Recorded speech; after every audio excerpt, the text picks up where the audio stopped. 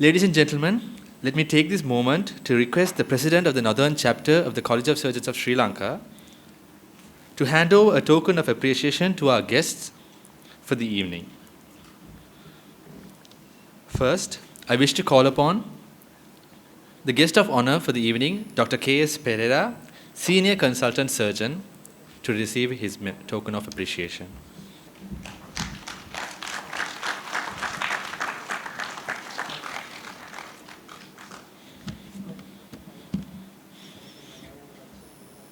Next, I wish to call upon the guest of honor, Mr. Andrew Miles, Chair of the Regional Directors Committee and RCS Council Member, Consultant Colorectal Surgeon, UK.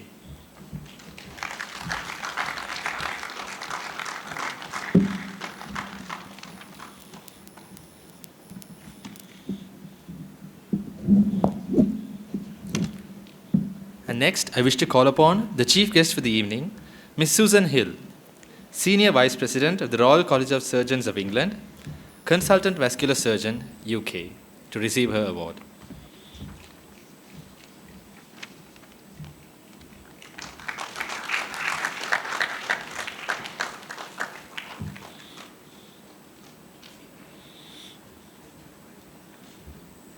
Thank you very much, sir. To introduce the speaker for the evening for the Dr.M.Ganesaratnam Memorial Lecture, I wish to call upon Dr. Mahanama Gunasekara, Consultant Surgeon, NHSL, onto the stage. Chief guest, Ms. Susan Hill, Senior Vice President of the Royal College of Surgeons of England. Guests of honor, Dr. K.S. Pereira and Mr. Andrew Miles. President, Jaffna chapter of the College of Surgeons of Sri Lanka, Dr. V. Sudarshan. President of the College of Surgeons of Sri Lanka, Dr. Nishanka Jayawardena. Founder President of the Jaffna chapter, Dr. S Rajendra. Council members of the College of Surgeons of Sri Lanka and council members of the Jaffna chapter of the college. Dr. Amlawana and senior colleagues, Mrs. Ganesaratnam, colleagues, ladies and gentlemen. It is indeed a great honor and a privilege to introduce the orator tonight, who needs no special introduction to this august audience. Dr. Sitampalam Rajendra, MBBS, MS, MRCS, FCS Sri Lanka, is a brilliant product of University of Jaffna. His illustrious career in the medical school itself was full of awards, medals, and classes. When he passed second MBA examination, he got first class as the top of his batch with distinctions in physiology and biochemistry. And there were further awards. He won the Subramaniam Mahadeva Scholarship for the best performance in second MBA examination, Charles Kanakasundaram Memorial Gold Medal for physiology, and Murugesar Tambaya Gold Medal for obtaining highest marks in biochemistry. He excelled in third MBA examination as well. He got a second class with distinction in community medicine and awarded University Prize for Best Performance in third MBBS examination, Vaidyanathan Nadaraja Memorial Prize for Best Performance in Community Medicine, S. Sivagurunathan Memorial Award for Highest Competence in the Field Project component in Community Medicine. When he finally passed the final MBBS examination held in 1999, he got a second class upper division with distinction in obstetrics and gynecology. He was awarded William Pole Award for the best performance in medicine, and he got the Nandi Gold Medal for overall best performance at all examinations in his medical school career. He did his internship in Teaching Hospital Jaffna and entered the surgical training program. And while undergoing training. He passed intercollegiate Master's diploma examination through Royal College of Surgeons of England.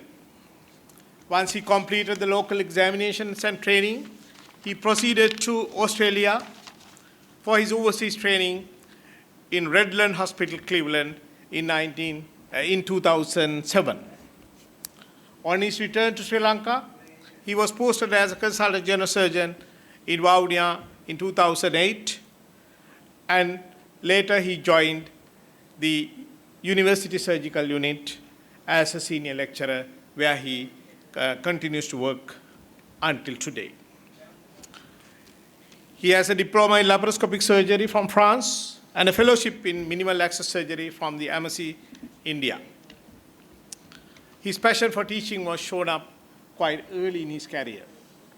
He joined as a temporary demonstrator in anatomy and physiology just after passing his MBBS, and later joined as a visiting lecturer in the same departments. And he has presented locally and internationally, and he has several publications in local journals.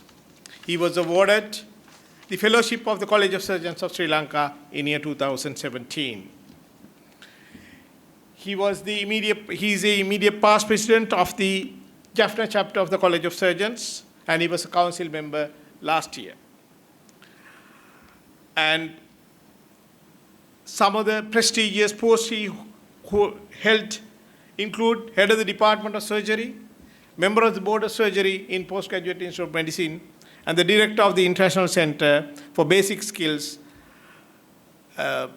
Training and Core Skills Training, Core Skills in Laparoscopic Surgical Training, run by the Royal College of Surgeons of England. He was a coordinator of PG activities in Jaffna University, clinical coordinator, career guidance advisor, and a student counselor in the same institute. He was the warden of the Medical Students Hostel and chairperson of the Research and Higher Degree Committee and PPDS Advisory Committee, and a visiting lecturer and an examiner for the Allied Health Unit, and member of Ethical Review Committee in the Medical Education Cell. Within a decade, after board certifying as a consultant, his contribution to the surgical fraternity is quite commendable. I'm lucky to witness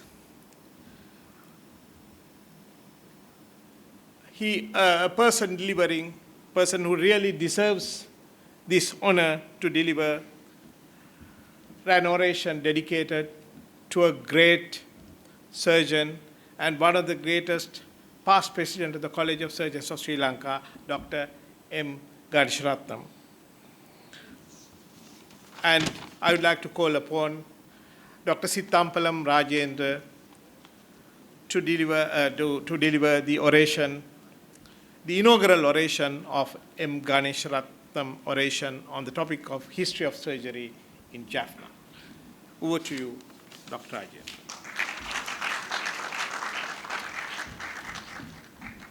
I wish to call upon the President of the College of Surgeons of Sri Lanka, Dr. Nisanka Jayawardena, to hand over the medal for the speaker of the evening.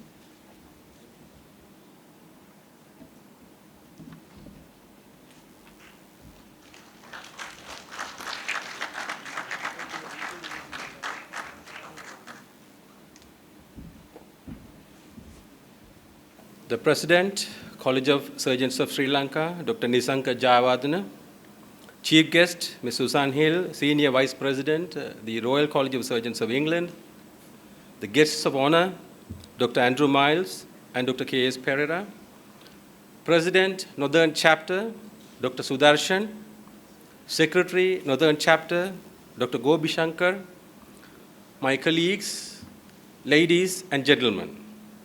First of all, I would like to thank the organizing committee of Northern Chapter to provide me this opportunity to deliver the memorial lecture to a great teacher of mine, Dr. Ganesaratnam. I also would like to thank Mrs. Ganesaratnam to granting me permission to present this lecture on this great occasion. History of surgery in Jaffna. This is the story of birth and growth of surgical services in Jaffna Peninsula.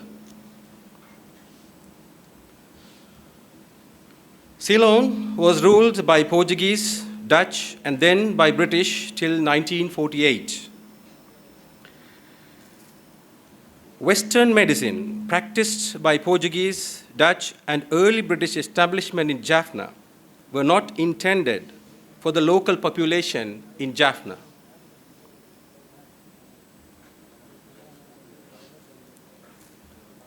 The Kingdom of Jaffna existed from 1215 to 1624. The healthcare setup in Jaffna in those days was based on indigenous medicine. The surgical practice existed in Jaffna was based on Sushrita Sanghidai, that is in Siddha medicine. Since the Brahmins practicing the Siddha medicine were reluctant to perform surgeries, barber surgeons in Tamil, known as Pariyariyar, were carrying out operations. Pariyariyar, or otherwise barber surgeons, used bullock cart to travel to patient's house.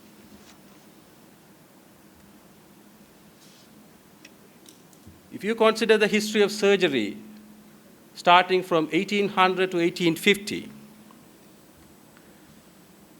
a 5-member American Mission Society arrived in Jaffna in 1816. They were medically oriented but not medically qualified. Among them, Reverend Daniel Poe had undergone short course in medicine and started a hospital at Tellipalai for cure of soul and body. This was the first non-official effort to introduce Western medicine into this country. The American Board of Commissioners for Foreign Mission sent American medical missionary in 1819, and Jaffna became unique as the field of world's first medical missionary, and Dr. John Scudder is the world's first medical missionary. Dr. John Scudder graduated from the Princeton University and from the New York College of Physicians and Surgeons.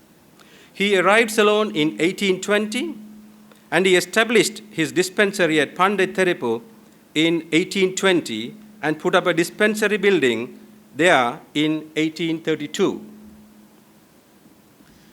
Scudder's dispensary building in 1832. Existing Scudder's dispensary building after renovation, and the plaque which is seen on the front wall.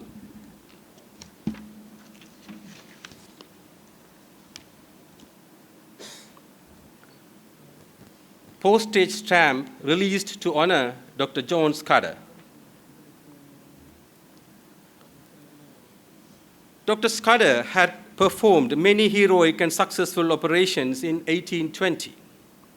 In his memories, he describes the removal of a tumor from the side of a man which measured more than 1 foot in circumference. It was the largest ever he took out. Dr. Scudder had worked long hours attending to patients with diverse diseases. He has performed amputations and cataract surgeries. These would be amazing achievements in those days when there were no facilities for anesthesia, blood transfusion, or sterility. Having served in Jaffna for 16 years, Dr. Scudder left Jaffna for Madras upon the request made by the American Board in 1836. Dr. Nathan Ward is a physician and continued the medical work of the mission. He moved the dispensary to Vattukotai, and Dr. Ward returned to America in 1847. Dr. Samuel Fisk Green was an American medical missionary doctor practicing in USA. He was impressed by the heroic adventures narrated by Dr. John Scudder and Reverend Levi Spaulding, saintly missionaries served in Ceylon. he made the decision to join the medical mission to Jaffna. Dr. Samuel Green arrived Jaffna in 1847 and started medical service in Manipai in 1848. He observed that there were no civil medical work done by the government. Ignorance and unfounded belief were widespread, and people were in the hands of untrained physicians for medical relief. So he decided that well-educated physicians needed to get the lasting benefit to the people. Samuel Green's greatest challenges were to first convince the people of the efficacy of Western medicine, and secondly, he had to learn to speak local language. There was an interesting incident happened that helped Green to overcome the ignorance and prejudice. One Mr. Muthuthambi, a Tamil and Sanskrit Pandit, became seriously ill on the 20th of October, 1847. The native physicians who had been treating him gave up his case as hopeless. Dr. Green diagnosed the case as an abscess in the abdomen and advised immediate operation. Dr. Green cut open the abscess and cured him. The doctor's fame spread throughout the peninsula.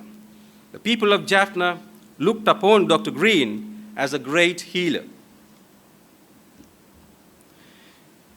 In February 1848, he opened his auto dispensary at Manipai. There was no government hospital or dispensary of any kind in Jaffna except military and prison hospital in Fort. Dr. Samuel Green was a surgical giant of these days. He had written a letter to his brother John in January 1849 saying, "The number of my register today is 2,544 in 13 months. Many of these are surgical cases. I have removed cataract several times, operated on strangulated hernias, amputated the arm once, removed several cancers, amputated fingers and toes and portions of hands several times, treated a good many fractures and several burns, attended some very bad cases of childbirth. Last Monday, I removed left upper jaw and cheekbones of a cancerous fungus in the antrum, filling the whole mouth and nostril." This book, Life and Letters of Samuel Fisk Green, has many correspondence made by Green to his friends and family members, which is available at the library of Jaffna College. You all know the anesthesia was first demonstrated by Morton in 1846. Dr. Green came to Ceylon in 1847, and it is likely that he had carried the news about anesthesia with him because he has practiced abdominal surgery in his era. Soon after setting up the dispensary, he organized the Mission Medical School with 7 students selected from Batikota Seminary, now known as Jaffna College. The medium of instruction was English. He taught medicine and surgery for 3 years by consecutive small classes. The medical curriculum was based on the same lines as those followed by the American universities at that time. This is the first batch graduated in 1850. It is because of the dedication, enthusiasm, and zeal of John Scudder and Samuel Green that the Western medicine was established in Jaffna nearly 200 years ago. We would now move on to consider the history of surgery in Jaffna in 1850 to 1900. The Friend in Need Society Hospital was established in 1850 by Sir Percival Auckland Dyke, the first government agent of Northern Province. Dr. Green was appointed as the first visiting surgeon of this hospital. From 1850 till 1907, the medical staff of this hospital were drawn almost totally from Dr. Green's Mission Medical School. Dr. Ira Gold, one of the Green's first batch students, was the first resident surgeon of Friend in Need Society Hospital in 1850. Dr. Green obtained MD degree of Columbia University to Dr. Danforth, one of his students, for his excellent performance in medicine.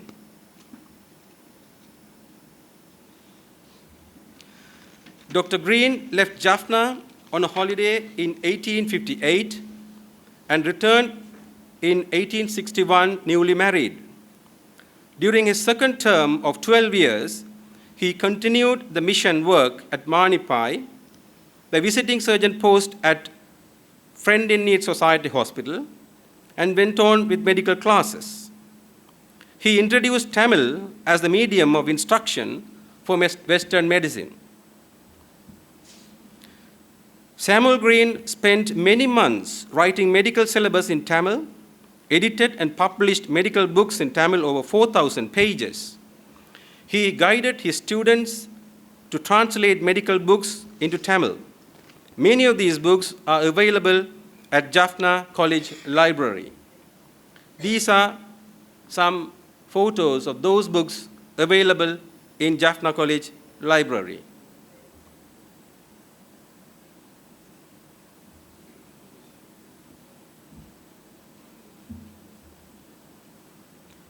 This slide shows the efforts and troubles took by Dr. Green to correct manuscripts for printing these books.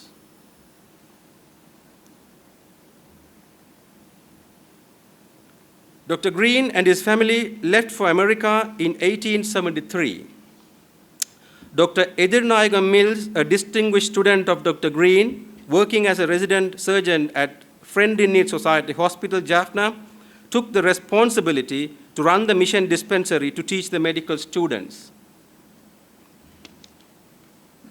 The government took steps to establish its own medical school in 1870, and also the grant to the mission's medical school was continued for only few more years, resulting in closure of Dr. Green's medical school in 1875. On Dr. Green's demise in 1884, Dr. Benjamin A. Mills stated that during Green's time, Jaffna was regarded as the headquarters of Western medical science in Southeast Asia. As requested by Dr. Green in his last will, the epitaph engraved on the gravestone of Green states, "Medical Evangelist to the Tamils." This is the postage stamp released to honor Dr. Green.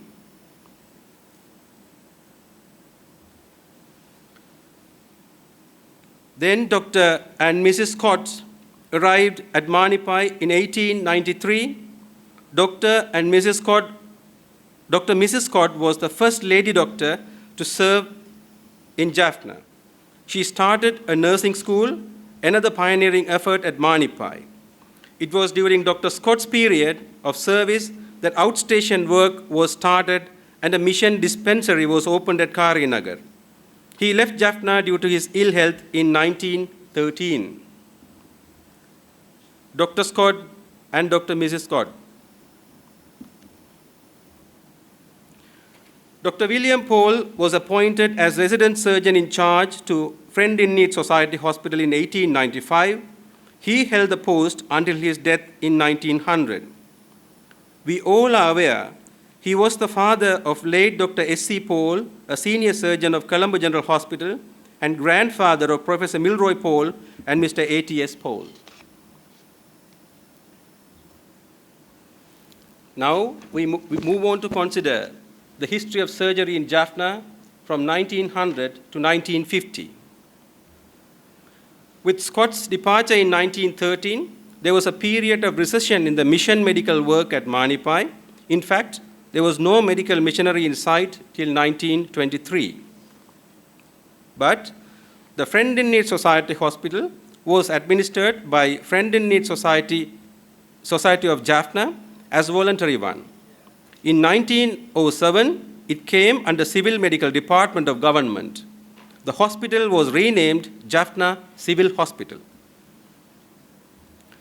The first qualified surgeon appointed to Civil Hospital Jaffna was Gunaratnam in mid-1920s, and he was followed by Dr. A.H.C. D. Silva.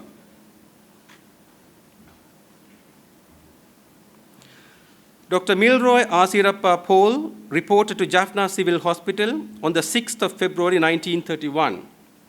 He described the surgical facilities of Jaffna Civil Hospital existing in 1931 in the Jaffna Medical Journal.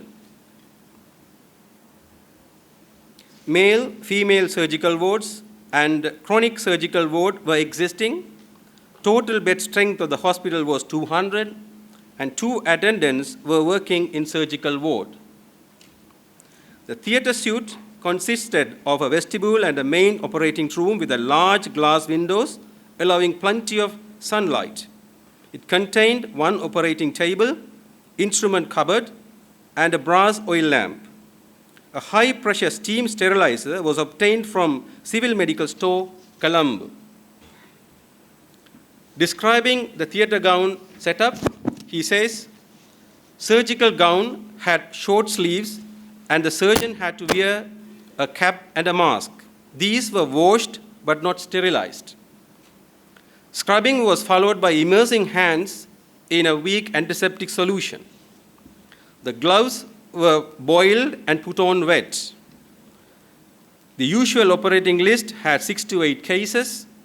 Local and spinal anesthesia were given by the surgeon himself, and general anesthesia was given by one Dr. Jensen. The common surgeries performed by him during that time was gastroenterostomy, obstructed hernias, and intersusception and appendicitis, and appendicectomies. And the common causes for peritonitis were neglected appendix, typhoid perforations, and ruptured liver abscesses. He also mentions cancer of oral cavity was common, and mandibulectomies and hemiglossectomies had been performed. Apart from these, craniotomy for head injuries and common orthopedic surgeries had also been performed. Considering the surgical facilities existing in the private hospital in Jaffna during that time, Dr. William Jameson, an American medical missionary, was a surgeon and was the builder of the modern Green Memorial Hospital at Manipai. Dr. Mills was giving anesthesia for his patients. Jameson was an efficient administrator and was fluent in Tamil. He erected several buildings and completely transformed the hospital scene. He fitted the hospital with latest and best of modern equipment of that time. The X-ray plant was installed in 1932. Later, ECG and BMR apparatus were added. The Cole apparatus for treatment of cancer was installed in 1936. He also raised the professional standards of his assistants by sending the doctors for postgraduate training to London, Edinburgh, and Berlin. This is the view of Green Memorial Hospital built up by him. Dr. R.L. Spittle, a former senior surgeon of General Hospital Colombo, visited the Green Memorial Hospital in February 1936 and left the following impression on record. I am amazed at the up-to-dateness and efficiency of this institution. A little expected to see such a good work in skiography, electrocardiography, bacteriology, and operative surgery, in spite of the obvious handicaps. Work done here is of very high order. Dr. Jameson served 2 terms from 1923 to 1938, and one Dr. Isabel Kerr was in charge of American Mission Hospital for Women and Children in Inuville. Mainly obstetric cases were performed here. With the departure of these 2 about the same time, these institutions did not show much progression. In 1940, a fortunate event happened. What is that? Dr. Ganesaratnam was born on the 5th of December, 1943. Coming back to the history of surgery in Jaffna, 1950 to 2000. Government sector of the health services in Jaffna was established in 1950, and the Jaffna Civil Hospital became Jaffna General Hospital. Appointment of specialists to Jaffna General Hospital commenced. In 1960, Jaffna General Hospital was recognized for postgraduate training of doctors for final examination of the Royal College of England. During 50s and 60s, there were 3 government hospitals providing surgical facilities to people of Jaffna Peninsula. Qualified surgeons were operating in General Hospital Jaffna, whereas the DMOs were operating in KKS and Point Petro Hospital.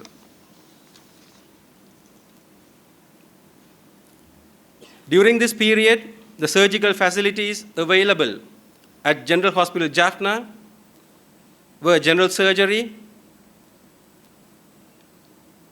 cardiothoracic surgery, ENT, and eye surgeries.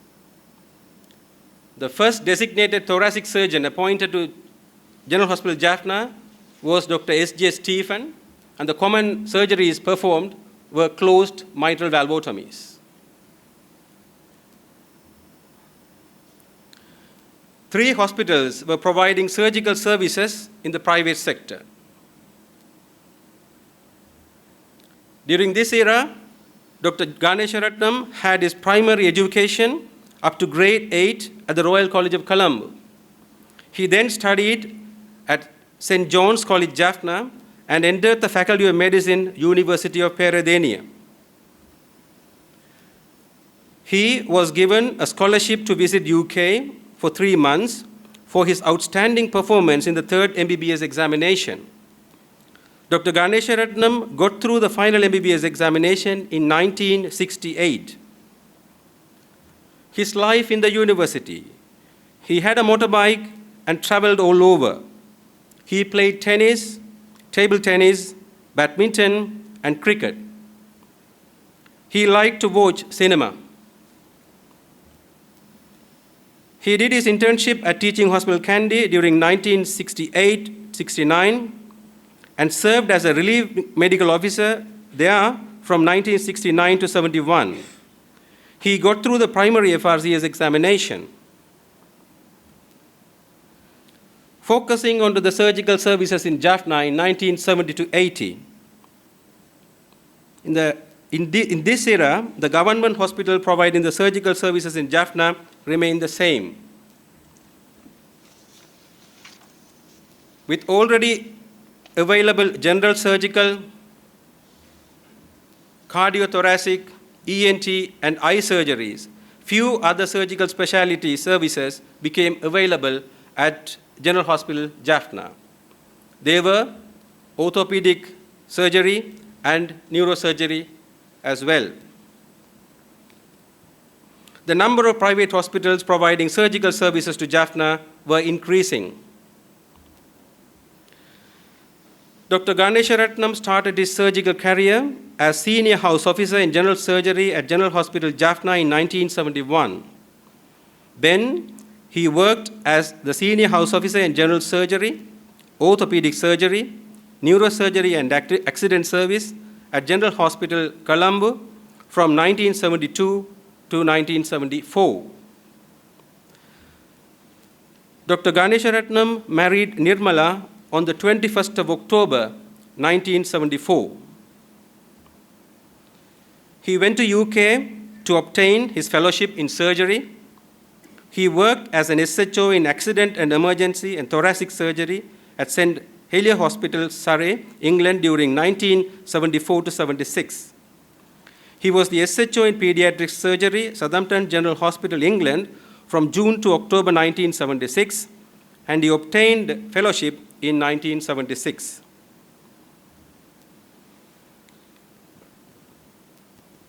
Returning from UK, he was appointed as the Resident Surgeon General Hospital, Colombo, and served there from 76 to 82. Coming back to the teaching hospital Jaffna in the era 1980 to 90. As a consequence of the establishment of the Jaffna Medical School, General Hospital Jaffna was elevated to the status of teaching hospital in 1980. Because of civil war commenced in 80s, Jaffna experienced drought in surgical facilities. The KKS hospital became non-functional, and you would notice the font of these slides will be changing now. The surgical services available at Teaching Hospital Jaffna started to decrease towards the latter part of 80s. And no surgeons available to provide surgical services from University U Surgical Unit from 1989. Surgeons started to migrate to foreign countries because of the clouds of war over Jaffna.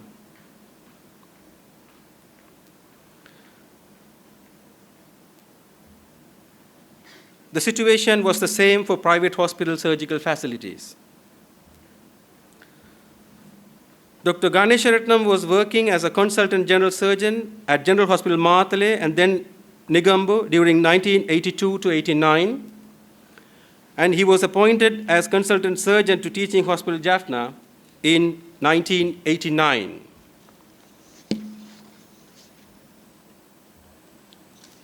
When considering the surgical services in Jaffna during the period of 1990 to 2000, only 2 government hospitals were providing surgical services to public in Jaffna.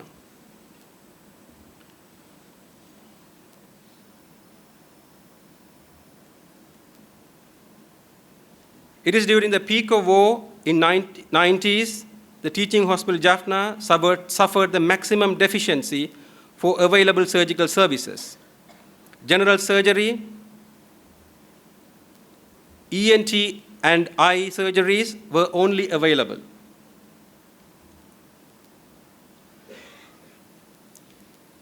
During the Civil War, the Jaffna fort was the target for forces and militants.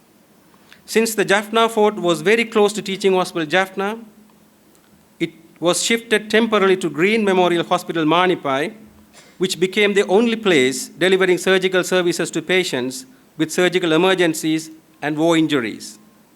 Dr. Ganesaratnam and Dr. Ponnambalam were the only surgeons to look after the surgical patients. It is during 1990 to 95, Dr. Ganesaratnam shouldered the responsibility of surgical services for the people of the entire Jaffna Peninsula as a single surgeon. He looked after thousands of surgical casualties being admitted to Teaching Hospital Jaffna during wartime. He was teaching surgery to undergraduate medical students of University of Jaffna.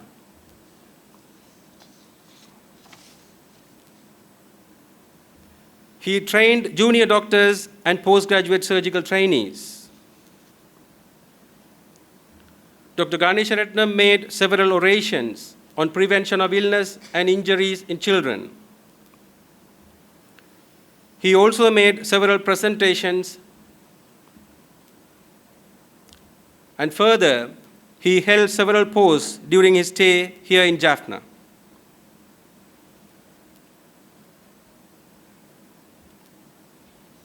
You all are aware there was a mass exodus in 1995, and people left Jaffna in fear of war.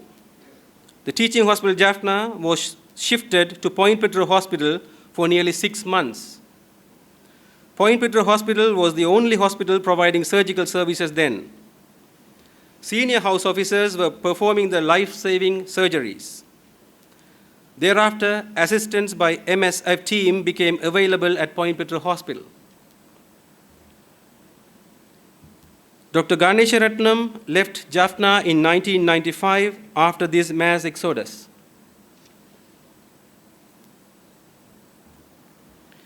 He assumed duties as consultant surgeon National Hospital Sri Lanka in 1995. He then went to UK to obtain training in laparoscopic surgery.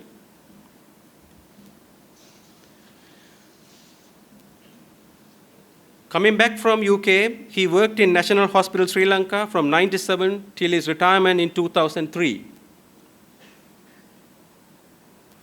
In the meantime, here in Jaffna, the University Surgical Unit started to function after 8 years. Because of the war ended in 2009, surgical services showed slight improvement.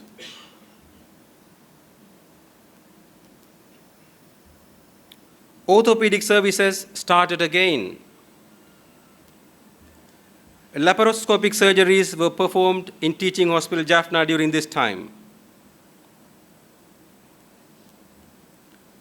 Dr. Ganesaratnam, while working at National Hospital Sri Lanka, served as a member of Board of Study in Surgery, PGIM, President and Council member of College of Surgeons of Sri Lanka, member of National Committee on Prevention of Accidents, Department of Health Service, Sri Lanka. After his retirement in 2003, he continued working in the private sector in Colombo till 30th of June 2017.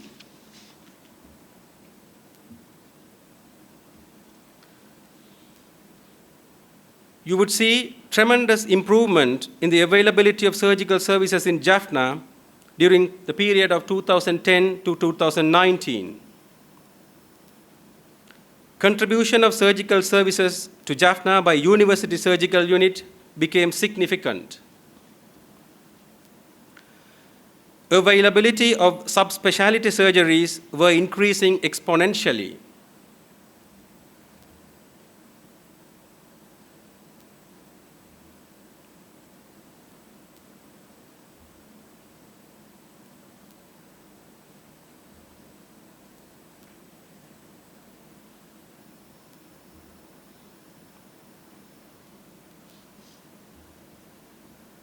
Advanced laparoscopic surgeries became available at Teaching Hospital Jaffna.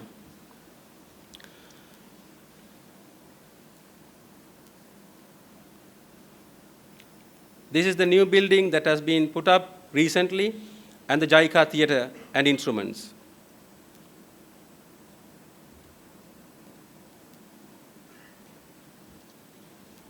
Surgical services by qualified consultant surgeons became available in Point Petru and Telipalai. Laparoscopic surgeries became available even in the peripheral hospitals despite no consultant anesthetic services available there. Considering the private hospitals, cardiothoracic, orthopedic, and neurosurgical facilities became available in the private hospital Jaffna.